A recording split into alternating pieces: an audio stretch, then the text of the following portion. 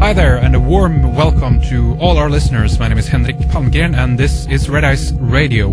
We are going to do a follow-up on the story of the Scottish establishment pedophilia ring here today, and talk more about the case of Hollie Greig that you could hear on our program about a week ago from now, when we had Hollie's mother Anne and their spokesperson Robert Green with us when we went into detail of the story. And today we have David Icke joining us, who joins us to connect some of the dots surrounding this and other similar cases around the world, and to share his opinion about this horrifying story that we see unfolding now. And again, if you're struggling and still don't know what we're talking about here so far, I urge you to just go back into our archive, click on our program with Anne Greig and Robert Green to download or stream that 2-hour interview that we did with them. That will get you up to speed about this story and what is going on. There's other interviews out on the web as well that you can tune into and obviously read a lot about the story online. DavidIcke.com, as you know, is the website. It's revamped. It's got a facelift. It looks good, by the way. Welcome to the program, David. It's good to have you back again. Thanks, Henrik. I listened to the 2-hour interview with Anne, Greg, and Hollie and Mr. Green, Robert Green. And I thought, what solid people they are, what incredibly determined people they are to not be intimidated and crushed by an establishment network that has sought to do just that over many, many years. And, it's kind of interesting. I've seen 3 very distinct periods since I started all this, 20 years ago this month, by the way. And that is the large number of years when people didn't want to know. And then more recently, since 2001, etc., 2003, I've seen more and more people, vast numbers of people, open their minds to what they wouldn't have done before in terms of looking at the world in a different way and seeing it for what it is and not what they're told it is. And I'm just seeing now the cusp of this third stage where that awareness is starting to impact on events. And what's happened over the horrific story of Hollie Greig is that the Scottish establishment, which is in global terms very, very significant, it's not called the Scottish Rite of Freemasonry for no reason. I've been looking at this for a long time, and Scotland is a major, major centre globally for paedophilia and Satanism, not least connecting into some of the old Scottish aristocratic bloodlines. And what we saw when Robert Green, who wants to stand for Parliament on the single issue of the Hollie Greig case and the way that she has described how she was systematically raped, not just by her father, but by members of the Scottish establishment, including a well-known judge or sheriff, as they call them in Scotland.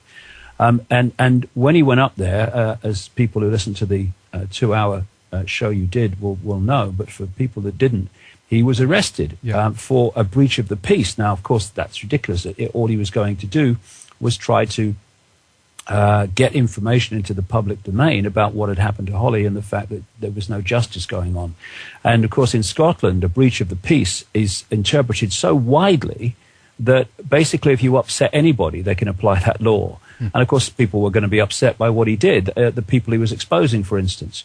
But where I'm going with this is that this all-powerful Scottish establishment that controls the law offices all around the country, the government and the Scottish Parliament, and this law firm, Levy and McRae, that has so much influence and power in Scotland, both in the government law offices, and among the mainstream media. But because 2 things didn't happen. One, or 2 things did happen, a better way of putting it. One, Robert Green and people who have followed up with the story since then had their facts right. And 2, they weren't intimidated, and the people that have picked the story up since it broke have not been intimidated by threats of legal action and all this stuff. And when you bring those 2 things together, you are informed, and what you're saying can be supported by the evidence. And 2, you will not be intimidated by threats from law firms or governments or anything else or police not to do what you know is right, which is to communicate that information then there's a massive shift in the power, because this Scottish establishment is in a very, very vulnerable position, powerful as it thought it was, for a simple reason. What Hollie Greig is saying is true. If it wasn't true, then it would be a completely different scenario and dynamic. But because it is, it means that as long as we keep speaking the truth and won't be intimidated, what are they going to do? Where are they going to go with this? And what has happened since they made the major press the panic button error of arresting this guy and bringing it to the surface is that, of course, as you've seen, Henrik, it's going out all over the world now. I mean, we're talking about it in your show here tonight, and of course you did the other day. And it's starting to become a very, very significantly known story that's expanding all the time. And it just shows you, I just really want to get this across to people. Get your facts right.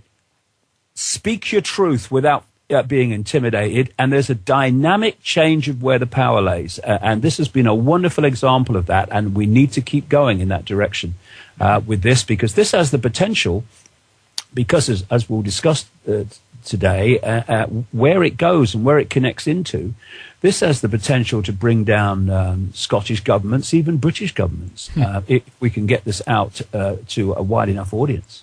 Do you think there was a big mistake of them, from their point of view, to arrest Robert Greene? And do you think that that's also why some of the reasons why they haven't attacked people on a legal front, because they don't want to actually drag this thing into court, because that's the potential worst thing they could do, maybe? That is the worst thing they can do. And this is why I come back to my point a few minutes ago, Henrik. As long as you get your facts right and what you're saying is true, then, okay, let's go to court. And let's get the whole thing out in the open in a public arena. So they obviously don't want that. But when you have as much to hide as the Scottish establishment has in all its forms, that part of the Scottish establishment, massively significant part that connects into this satanic paedophile ring, which again is in Scotland, with the way we're talking about it, but these rings connect into other rings, and they go out into the British Parliament, they go out into America and countries all across the world. And so they have so much to hide. And what they did, why? Because of the tenacity of Anne Greig and Hollie Greig, and the tenacity of Robert Greene to pursue this case without fear of the consequences.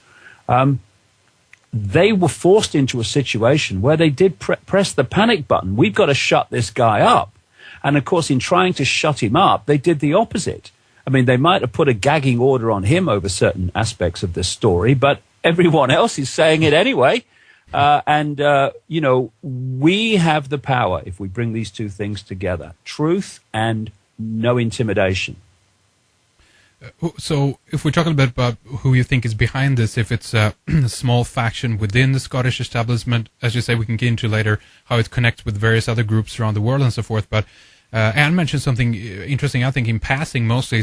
She said that there was a Masonic cover-up, but she didn't really want to go into it further, and Robert didn't either kind of elaborate further